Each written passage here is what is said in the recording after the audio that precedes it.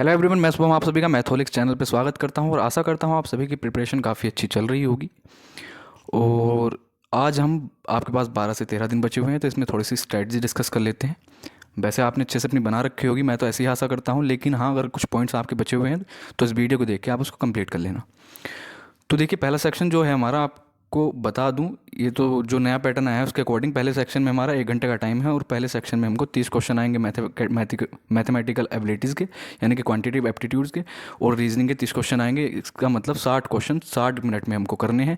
तो ये वाला हमारा जो सेक्शन 1 है काफ़ी ठीक ठाक हो जाता है, क्योंकि आपको पता है यहाँ पे मैथमेटिक्स में भी कैलकुलेशन अच्छी खासी करनी होती है और रीजनिंग में भी हमको क्या है कि पैटर्न पे क्वेश्चन आते हैं, उनमें हमारा टाइम लग जाता है। और इस बार हो सकता है इन्होंने कहा है कि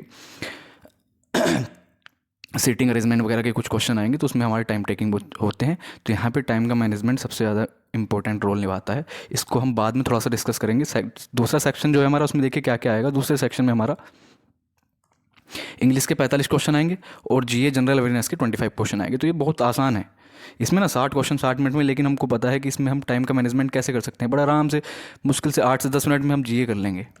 और बचे हुए जो टाइम है हमारे पास, लगभग 45 से 50 मिनट का टाइम, वो इंग्लिश के लिए है। तो इंग्लिश में हम अच्छा स्कोर कर सकते हैं। तो कंपेरेटिवली सेक्शन 1 के आप सेक्शन 2 में अच्छा स्कोर करने के चांसेस ज़्यादा हैं। लेकिन फिर बात वही है, इन्होंने बड़ा अच्छा सब कुछ मेंटेन करके रखा हुआ है कि जीए इसमें डाल दिया, और जीए की हालत सबको पता है कैसी होती है, कितने अच्छे मार्क्स सबके आ पाते हैं। चलो कोई बात नहीं, इसमें बाद में डिस्कस करेंगे। कुछ पॉइंट मैं लिख के लेके आया हूँ, इन पे हम बात कर लेते हैं, है ना। स्ट्रेटजी बनानी है हमको एक।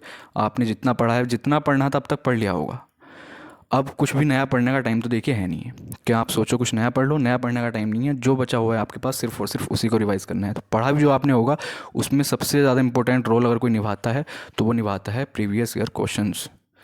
हमेशा कहता हूँ मैं, कभी भी नए पैटर्न पे ज़्यादा मत जाइए। हमेशा प्रीवियस ईयर क्वेश्चंस को बेटे बेटे जिन्हीं का है ज़्यादातर, इनको ही ज़्यादा पढ़ के जाइए। इंग्लिश में हो, मैथ में हो, रीजनिंग में हो, सब जगह आपको ये क्वेश्चंस रिपीटेड मिलते हैं। लगभग लगभग 80% क्वेश्चन, हम कह सकते हैं 80 to 90% रिपीटेशन होता है क्वेश्चंस का, पैटर्न का, सब कुछ। तो प्रीवियस ईयर क्वेश्चन बहुत ज़्यादा इंपॉर्टेंट है। ये आपको बिल्कुल नहीं छोड़ने हैं। अगर आपने अभी तक छोड़ रखे हैं बाई चांस कुछ कि मैं इसको बाद में कर लूँगा, तो अब ज़्यादा टाइम नहीं है, अब उनको आप कर लीजिए। प्रीवियस ईयर क्वेश्चन तो आपको करने ही करने हैं, ठीक। प्रीवियस ईयर क्वेश्चंस में भी मतलब हाल फिलहाल में जो आए हुए हैं 1-2 सालों में, उन्हीं को देख लीजिए। जो जैसे हम एप्टीट्यूड की बात करें, तो एप्टीट्यूड में अगर कुछ नए क्वेश्चंस आपको दिख रहे हैं कि जो फिलहाल में चल रहे हैं, जैसे एवरेज के कुछ क्वेश्चंस आ रहे हैं ना, तो उस पर देख लीजिए। या फिर ट्रिग्नोमेट्री के क्वेश्चंस हो गए, इस तरह के जो क्वेश्चंस होके आ रहे हैं लगातार, ये इनको देख लीजिए अच्छे से। उनका जो सीक्वेंस बन के आ रहा है उनको देख लीजिए और उनको ज़रूर रिवाइज करके जाइए। बात करते हैं हम, सेकंड पॉइंट हमारा क्या है कि रिवीजन। रिवीजन कैसे करना है? रिवीजन देखिए, फॉर्मूले सबको मैथमेटिक्स में आपको अच्छे से रिवाइज करने हैं और इंग्लिश के वोकैब रिवाइज करनी है। बाकी चीज़ें तो आप कर ही रहोगे, मैं मेन इन पे फोकस कर रहा हूँ, क्योंकि आप इन पे ज़्यादा जोर दे रहे होंगे। जनरल अवेयरनेस की बात बाद में करेंगे। अगर इसकी बात करें तो इंग्लिश की देखिए, मैं कैसे करता था अपना बताता हूँ। इंग्लिश के वोकैब का मैं ऐसे करता था कि लास्ट ईयर से मेरे 10-15 दिन रह जाते थे, तो उस टाइम पे मैंने डायरी बनाई हुई थी अपनी, जिसमें सारी वोकैब लिखी हुई थी, तो उनको रिवाइज करना शुरू कर देता। उससे अलग मैंने क्या कर रखा था कि कुछ सिनोनियम्स प्रीवियस ईयर के ही सारे, मैंने नया वोकैब कुछ नहीं पढ़ा, पढ़े हैं बहुत लिमिटेड पढ़े हैं। प्रीवियस ईयर क्वेश्चंस के मैंने हज़ार सिनोनियम की वोकैब की पीडीएफ निकलवाई हुई थी, एंटोनियम की निकलवाई हुई थी, सिनोनियम के साथ साथ वन वर्ड सब्स्टिट्यूशन की निकाली हुई थी, और एडियम फ्रेजेस की निकाली हुई थी। तो मैं उनको लगा देता कि मुझे 2 दिन में जो है रिवाइज करना है। इस टाइम पे याद नहीं करना होता कुछ भी, सिर्फ रिवाइज करना होता कि मुझे 2 दिन जो है, 2 दिन में सिनोनियम रिवाइज कर लेने हैं सारे, हज़ार के हज़ार। 2 दिन में ऐसे ऐसे करके मैं डिवाइड कर लेता कि 2 दिन में एंटोनियम, 2 दिन में एडियम फ्रेजेस, और 2 दिन में वन वर्ड सब्स्टिट्यूशन। इस तरीके से क्या होता था कि मेरा सारा कुछ अच्छे से रिवाइज हो जाता था। क्योंकि हम क्या सोचते हैं कि लास्ट के अगर 2-3 दिन होंगे तो उनमें रिवाइज कर लेंगे, इनमें रिवाइज नहीं हो पाता है। उस टाइम पे ये वाली कंडीशन बड़ी परेशान करती है लास्ट के 2-3 दिन में, यानी कि पैनिक हो जाते हैं हम, रिवाइज नहीं हो पाता और लगातार परेशान होते रहते हैं। तो इसलिए अभी से जितने भी आपके पास टाइम बचा हुआ है, तो अपनी वोकैब रिवाइज करना शुरू कर दीजिए। 1-1 घंटा 2-2 घंटा भी लगाओगे तो भी आप इतनी इतनी वोकैब रिवाइज करनी है, याद नहीं करनी। सबसे मेन फैक्टर ये है, ध्यान रखिए, रट्टा मारने मत बैठ जाइए। अभी कुछ जितना पढ़ लिया है उसी को रिवाइज करना है। सिर्फ फॉर्मूले मैथ के आपने ज़रूर कुछ ना कुछ नोटबुक, अपना शॉर्ट नोट वगैरह बना रखे होंगे, वहाँ से रिवाइज कर लीजिए। नहीं बना रखे हैं तो आपको मिल जाते हैं सब, तो कहीं से भी उठा के अपना पढ़ लीजिए एक बार। तो फॉर्मूला आपने रिवाइज करके जानी, क्योंकि इनके ऊपर क्वेश्चंस आ रहे हैं। आपने देखा होगा जियोमेट्री में क्वेश्चंस फिलहाल के जो देखोगे आप प्रीवियस ईयर, उनमें बहुत सा क्वेश्चन लगातार कई सालों से आ रहा है और डायरेक्ट फॉर्मूला बेस्ड क्वेश्चन है, ठीक है। और रीजनिंग के पैटर्न ज़रूर देख के जाइए। पैटर्न जो हैं रिपीट हो रहे हैं, मैं फिर से बता दूं, पैटर्न इसके रीजनिंग के टीसीएस जब से आया है पैटर्न रिपीट हो रहे हैं, तो उनको देख के जाइए। और अच्छा खासा लेवल रीजनिंग का आजकल हो रहा है, तो उसको ज़रूर अच्छे से देख के जाइए। मॉक मैंने आज अभी मतलब फ़िलहाल में कई सारे मॉक टैली करके देखे, लेकिन सच में नए पैटर्न के साथ साथ इन लोगों ने इतना हुआ बना दिया, कुछ भी दे रहे हैं, रेलिवेंट क्वेश्चंस दे ही नहीं रहे। तो आपको देखिए कोई क्वेश्चन ऐसा आ रहा है ना कि जो लग रहा है कि यार इतना रेलिवेंट है, इसको करना चाहिए नहीं करना चाहिए, तो उसको मैं कहूँगा कि आप छोड़ दीजिए, बिल्कुल मत छेड़िए, मत छोड़ दीजिए उसको। किसी से आप डिस्कस करोगे उसमें टाइम ख़राब करोगे, मत करो। अगर एक बात बताइए, 30 क्वेश्चन आ रहे हैं, उसमें से आपको 30, अगर ये दिमाग में बैठा के जाओगे ना कि 30 आ रहे हैं तो 30 के 30 ही करके आने हैं मुझे मैथ के, क्योंकि मुझे मैथ में महारत हासिल करनी है। पता चला इस 30 के 30 मैथ के करने के चक्कर में रीजनिंग के तुम्हारे 20 भी नहीं हो पाए, क्या करोगे फिर, क्या फ़ायदा उसका। तो रेलिवेंसी, क्वेश्चंस की रेलिवेंसी ज़रूर आनी चाहिए आपको कि कौन सा क्वेश्चन रेलिवेंट है कौन सा नहीं है। नया पैटर्न है तो ये मत सोचिए कि कुछ भी आ जाएगा, जो प्रीवियस ईयर है वही रिपीट होना है, देख लीजिए। तो मॉक अगर आप कहीं भी दे रहे हैं, जिसका भी दे रहे हैं, कोर्स बेचने के चक्कर में आजकल क्या करते हैं कि मॉक में किसी भी तरह के क्वेश्चन, हार्ड क्वेश्चंस डाल रहे हैं, जिससे बच्चों को डराया जा सके और अपने कोर्सेज बेचे जा सकें। तो इन चीज़ों से बचना है, ठीक है। तो मॉक टेस्ट आप जब भी दे तो क्वेश्चंस का रेलिवेंसी ज़रूर देखेंगे, क्वेश्चन रेलिवेंट है या नहीं है। नहीं है तो उसको छोड़ दीजिए, दिमाग में बना के मत बैठिए कि यार ये क्वेश्चन मुझसे होगा नहीं, पता नहीं पेपर में होगा नहीं होगा, पेपर में आ गया तो कैसे करूँगा। यार ज़रूरी थोड़ी वही क्वेश्चन आएगा, ठीक है। तो रेलिवेंसी देखिए, उसको प्रीवियस ईयर क्वेश्चन से मैच करके देखिए कि इस तरह के क्वेश्चन आ रहे हैं, नहीं आ रहे, नहीं आ रहे तो छोड़ दीजिए, मत करिए। सबसे बड़ा फैक्टर ये होता है टाइम मैनेजमेंट, जो मैं आपसे बात कर रहा था कुछ देर पहले कि 1 घंटे में 60 क्वेश्चन रीजनिंग और मैथ के करने हैं और 1 घंटे में। तो सेकंड सेक्शन तो आप बड़े आराम से मैनेज कर लोगे, लेकिन मैनेजमेंट की टाइम की बात आती है कौन से सेक्शन में, इसमें। अब इसमें आप कैसे करोगे, 30-30 मिनट भी अगर दोनों को दोगे ना, तो आपको टाइम 30 मिनट देने के बाद भी यहाँ कम पड़ सकता है मैथ में। तो आपको थोड़ा सा पहले ही कर लेना है। देखिए पहले जब आप टीयर 1 के 25 क्वेश्चन सॉल्व करते थे तो उसमें आपको मान लीजिए 20 मिनट लग रहे थे, ठीक। तो आप रीजनिंग को सिर्फ अब 30 क्वेश्चन में, ज़्यादा नहीं, 23 से 25 मिनट के बीच दीजिए, इससे ज़्यादा बिल्कुल मत दीजिए। इतने में जितने क्वेश्चन बन जाए उतने ही बनाने हैं, ठीक।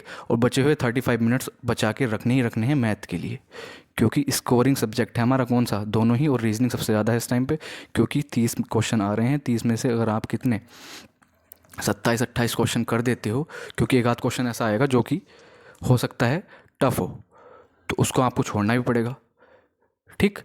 तो इतना टाइम बचा के आप मैथ में दे सकते हैं। तो मैथ में आपको लगभग 35 मिनट्स देनी देनी है, और 23 से 25 मिनट आपको रीजनिंग में। ये चीज़ें सारी कहाँ अप्लाई करके देखनी है, अभी पे आप जो मॉक टेस्ट दे रहे हो ना, उन मॉक टेस्ट में अप्लाई करके देख लेना है। आप लगातार मॉक टेस्ट दे रही है, डेली का एक मॉक टेस्ट देना ही देना है। इससे होगा कि आपको एक तो बैठने की लगातार जो बैठना है आपको 2 घंटा 20 मिनट, 2.5-3 घंटे जो बैठने हैं, 2.5-3 घंटे जितना ही बैठना है आपको जाके वहाँ, तो उतने बैठने की एक तो आदत बन जाएगी, ठीक। उसके साथ साथ आपको एक थोड़ी सी प्रैक्टिस भी रहेगी कि यार पहला सेक्शन में हमारा मैथ और रीजनिंग आना, तो हमारा दिमाग किस तरह से काम करेगा। इन सब चीज़ों का आपको यहीं पर अंदाज़ा लग जाएगा घर पे जब आप मॉक टेस्ट दे रहे होंगे। तो मॉक टेस्ट डेली का एक देना है, पेपर से 2 दिन पहले, 2 से 3 दिन पहले छोड़ देना। वो अपना उस टाइम पे चिल करने का टाइम होता है, और होता नहीं है बस चिल, सब कहते ही हैं कोई बात नहीं, ठीक है। इतना हमारा टाइम का हो गया, यहाँ पे टाइम का मैनेजमेंट करना है। टाइम का मैनेजमेंट मॉक टेस्ट में ही करके देख लेना है कि कैसे करना है। क्वेश्चन के पीछे नहीं पढ़ना है कि कोई क्वेश्चन नहीं आ रहा तो उसको लगे लीजिए अरे मैंने तो देखा था क्वेश्चन मैथ में, ये कैसे नहीं होगा, ये तो मुझे करना ही करना है, ऐसा नहीं करना। टाइम अगर एक आपने 20 सेकंड 30 सेकंड भी ऊपर नीचे कर दिया ना, तो सच में बड़ी परेशानी हो जाएगी। और एक बात ध्यान रखिए, अगर सेक्शन 1 में इस कम आप सोच के जा रहे हो, मान लीजिए कि मुझे सेक्शन 1 में 60 क्वेश्चन है, 60 क्वेश्चन में से मुझे 55 क्वेश्चन तो करने ही करने हैं, ये आप सोच के जा रहे हो, 50 से 55 क्वेश्चन करने ही करने हैं। और फिर उसके बाद क्योंकि सेकंड सेक्शन में जीए आ रहा है ना, तो उसकी कोई रिलायबिलिटी नहीं है, उसमें कह नहीं सकते कि कितने क्वेश्चन हो सकते हैं हमारे। तो हम पहले ही सोच के जाते हैं यार 60 में से लगभग लगभग 50 से 55 क्वेश्चन तो इसमें करने ही करने हैं, कुछ भी हो जाए, ठीक। और आप मान के चला कि सेक्शन 1 में आपके केवल 45 ही क्वेश्चन हो पाए, तो आपका मोरल यहीं पे डाउन हो जाएगा। और जैसे ही यहाँ पे डाउन होगा तो आप सेकंड वाले सेक्शन में अच्छा परफॉर्म नहीं कर पाओगे, मैं लिख के दे रहा हूँ, दावे के साथ कह सकता हूँ। तो इसीलिए आप पहले से ही थोड़ा सा अपना मैनेजमेंट टाइम का करके चलिए, जिससे कि आप अच्छा स्कोर, अच्छे नंबर ऑफ अटैम्प्ट्स सेक्शन 1 में कर पाओ, ठीक। किसी भी पर्टिकुलर क्वेश्चन पे टाइम नहीं लगाना है, बहुत ज़्यादा टाइम नहीं लगाना है। यहाँ पे देखिए इसमें तो कुछ खास बात टाइम की करने की ज़रूरत है नहीं है, बहुत टाइम है। 8 से 10 मिनट मैंने बताया, 8 से 10 मिनट में आप जीए कर लोगे। आती है तो टिक करना है, नहीं आती तो छोड़ के आगे बढ़ जाओगे, लॉजिक तो कुछ लगाना नहीं है अलग से। इंग्लिश की बात आती है तो इंग्लिश में देखिए आपके पास 45 से 50 मिनट बचेंगे। और पता एग्ज़ाम सेट करने वालों को भी है कि इतना टाइम उनके पास बचने वाला है बच्चों के, तो इसमें क्या चीज़ टफ़ हो सकती है? इसमें टफ़ हो सकता है, देखिए आपका कॉम्प्रिहेंसन वाला पार्ट, मैंने पॉइंट में लिखा हुआ है, तो कॉम्प्रिहेंसन वाला पार्ट इसमें थोड़ा सा टफ़ आ सकता है, उसके लिए प्रिपेयर होके जाइए। क्या होगा कि पासेज लंबे आ सकते हैं, ठीक है, उस तरह के आ सकते हैं कि पासेज का टाइटल क्या है और वो क्या है। क्लोज टेस्ट थोड़े लंबे हो सकते हैं, क्लोज टेस्ट, तो इन चीज़ों के लिए प्रिपेयर होके जाइए। बाकी टाइम बहुत है, धीरे धीरे भी करोगे ना तो भी अच्छे से कर लोगे, ऐसी कोई टेंशन वाली बात नहीं है। ये देखिए सारे पॉइंट एकदम लाजवाब लिखे हुए हैं, मतलब जिनको अगर आप अप्लाई करोगे तो अभी भी मॉक में अगर कितना भी स्कोर चल रहा है उसमें आराम से 30 नंबर आराम से बढ़ा लोगे, इतना कुछ अप्लाई करोगे तो लगभग 25-30 नंबर बढ़ा लोगे अगर इतना काम कर लेते हो तो। क्वेश्चन स्कीपिंग आर्ट क्या होती है? कोई भी क्वेश्चन, एक पर्टिकुलर क्वेश्चन लिखा हुआ है लेकिन उसकी लैंग्वेज क्या है, हम बार बार पढ़ भी रहे हैं फिर भी दिमाग में नहीं आ रही, तो हम उसको क्या सोचते हैं यार मैथ का क्वेश्चन, मैथ में होता है, मैथ के लिए स्पेशली होता है, मैथ और रीजनिंग में अगर आप ये काम कर लेते हो तो सच में बहुत अच्छा स्कोर कर सकते हो। जैसे कि पर्टिकुलर क्वेश्चन कोई भी आपके पास लिखा हुआ है और आपका पढ़ा हुआ भी है, आपने देखा उसको, आपने लगाया भी लेकिन नहीं हो रहा, आपने इतने में क्या है कि 35 से 40 सेकंड ख़राब कर लिए अपने, है ना, 35-40 सेकंड ख़राब कर लिए। अब आपका मन करेगा यार एक बार और करके देखूँ इसको, आपने दोबारा किया फिर भी नहीं हुआ, तो आपकी लगभग 1.5 मिनट ख़राब होली, ठीक। अब ऐसे ही करते करते 1.5-2 मिनट ख़राब होगी, क्वेश्चन हुआ नहीं, प्रेशर दिमाग पे क्रिएट हो जाता है ना। अब जब इतना काम हो जाता है तो फिर आगे के क्वेश्चन में भी प्रॉब्लम आती है, तो आपको शुरू से ही क्या करके चलना है कि क्वेश्चंस को स्किप करते हुए चलना है। कोई भी क्वेश्चन आ रहा है, लग रहा है कि इसके लिए या तो लैंग्वेज भी लंबी लिखी हुई है, मान लीजिए आपको 3-4 लाइन का क्वेश्चन दिख रहा है, छोड़ दीजिए इसको, मत करिए।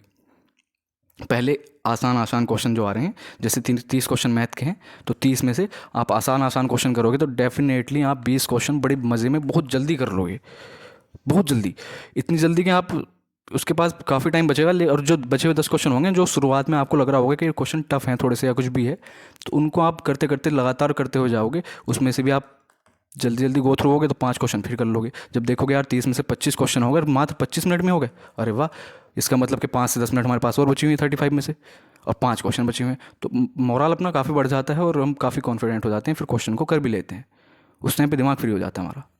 तो आपको ये काम ज़रूर करना है, क्वेश्चंस को स्किप करते हुए चलना है, किसी भी पर्टिकुलर क्वेश्चन पे टाइम ज़्यादा नहीं देना है। अगर कोई क्वेश्चन दिख रहा है कि लेंथी है या कुछ भी है, उसको छोड़ दीजिए, भले ही आपको आता हो, छोड़ दीजिए।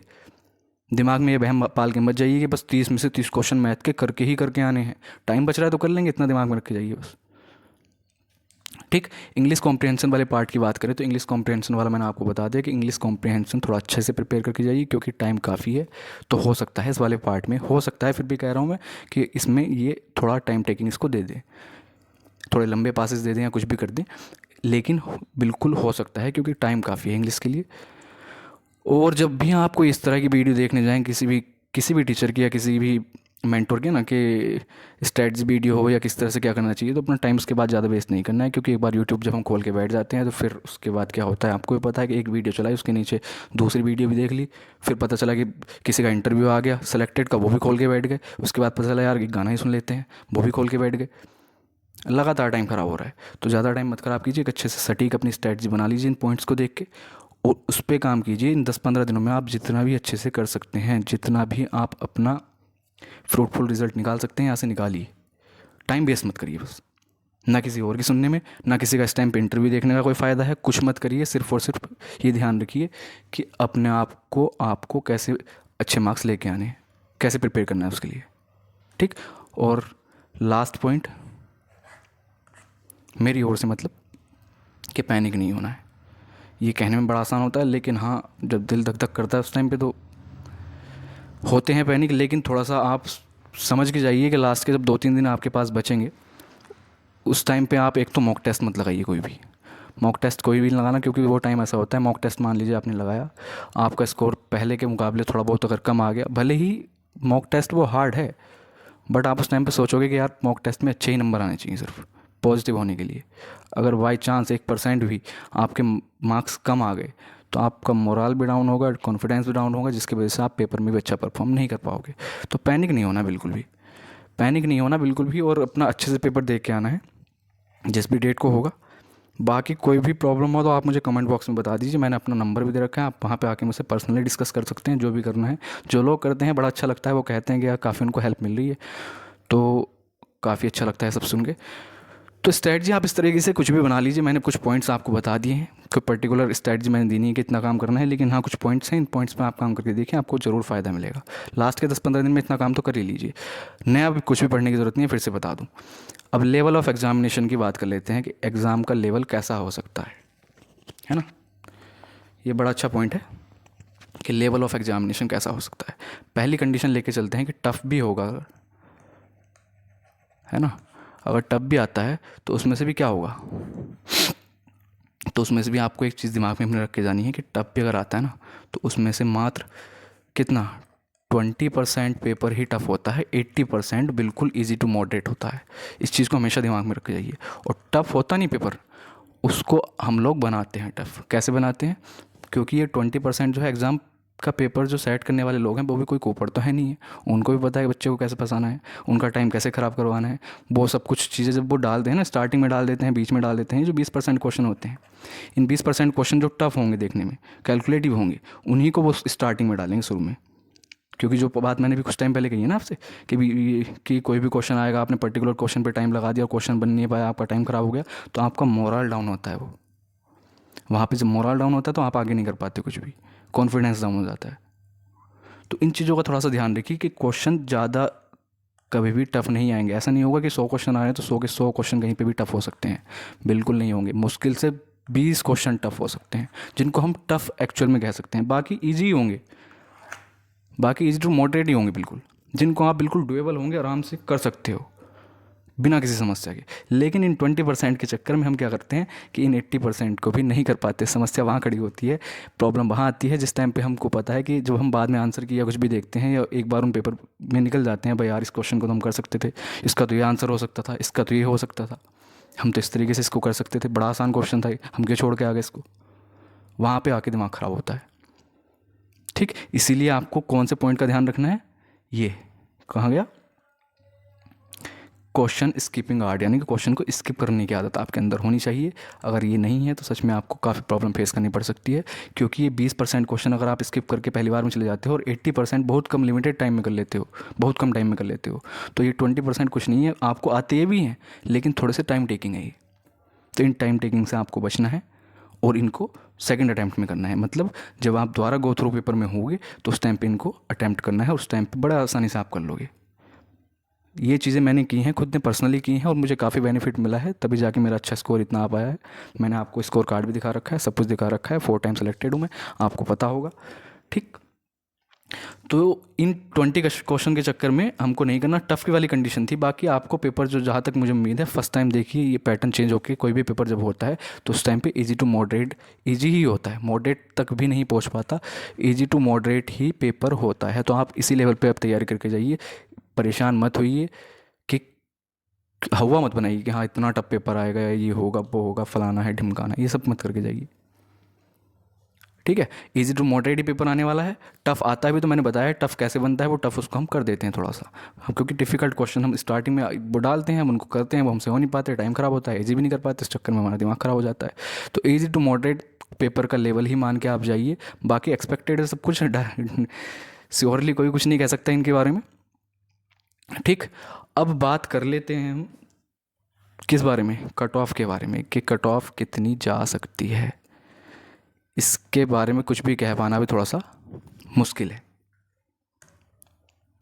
इसके बारे में कुछ भी कह पाना मुश्किल है, लेकिन आप थोड़ा सा बस इतना मान के चलिए कि 390 नंबर पे आपकी कट ऑफ तैयार होनी है। तो 390 में से आपके कितने मार्क्स आने चाहिए ये आपको थोड़ा सा इस टाइम पे दिमाग में चल रहा होगा।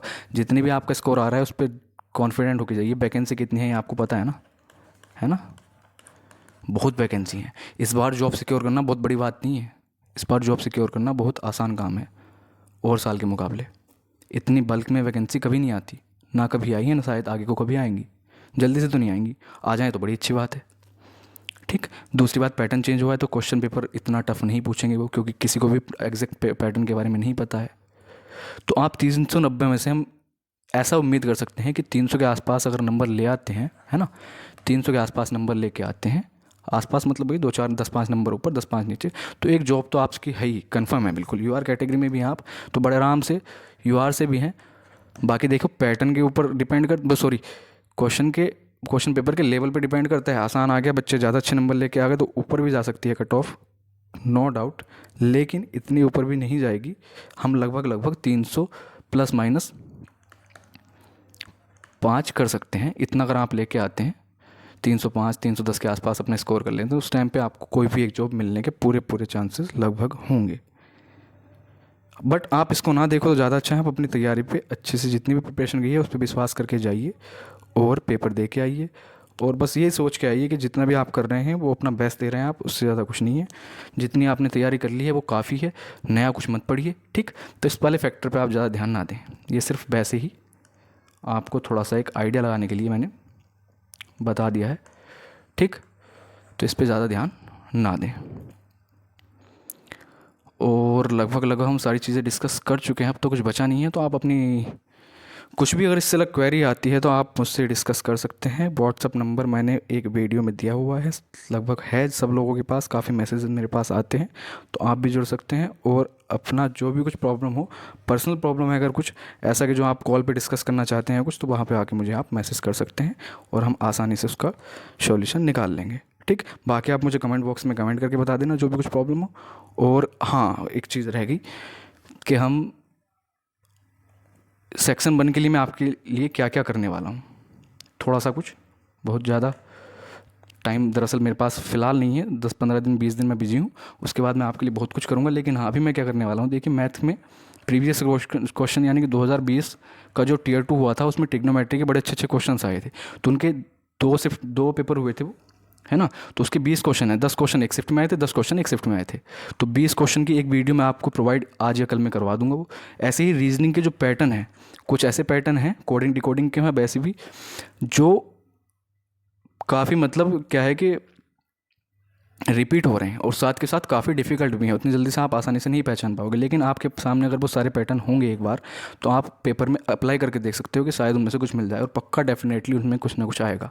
तो वो वाली एक वीडियो उसकी मैं आपको प्रोवाइड करा दूंगा बहुत जल्दी, और बाकी जो भी कुछ हो सकता है मैं अपनी एंड से करूँगा, ठीक है। आप अच्छे से तैयारी करते रहिए, और कुछ भी प्रॉब्लम हो तो आप मुझे कमेंट बॉक्स में बता दीजिए। बाकी मेरे साथ आप टेलीग्राम पे आके जुड़ सकते हो, क्योंकि सारी PDF वगैरह आपको वहीं पर प्रोवाइड कराता हूँ मैं। ओके, तो बेस्ट ऑफ लक, अच्छे से तैयारी करती रहिए और मिलते हैं नेक्स्ट वीडियो में। Thank you so much.